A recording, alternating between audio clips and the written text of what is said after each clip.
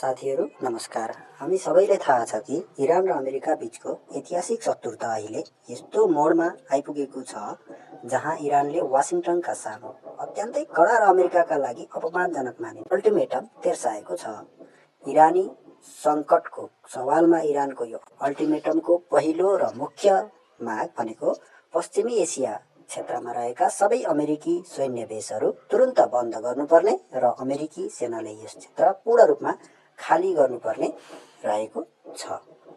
यदि अमेरिकाले इरानको यस्तो शर्त मान्ने हो भने घोषित रूपमा अमेरिका पराजित हुने हो। तर अहिले अमेरिका यस्तो अवस्थामा छ, न त युद्धबाट पछि हट्न सक्छ न त इरानी शर्त पूरा नै गर्न सक्छ। यो 5 दिनको एकपक्षीय युद्धविराम कुनै शान्ति वार्ताको तयारी होइन, यो त एउटा भयानक र भीषण युद्धको तयारी हो। दर्शकवृन्द, आउनुहोस् आजको यस श्रृङ्खलामा हामी के विश्व साँच्चै तेस्रो विश्वयुद्धमा जाँदैछौँ भन्ने विषयमा छलफल गर्नेछौँ।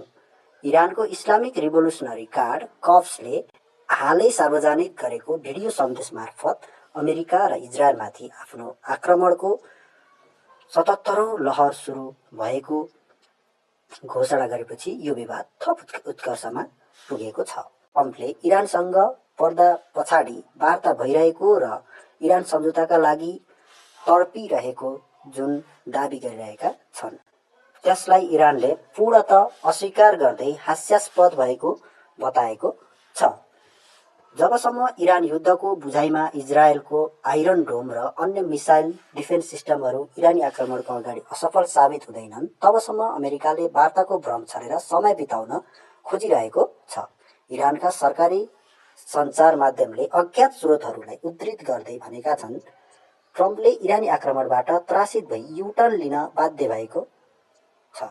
विशेष गरी इरानले पश्चिमी एसियाका सबै पावर स्टेसनलाई निशाना बनाएको छ।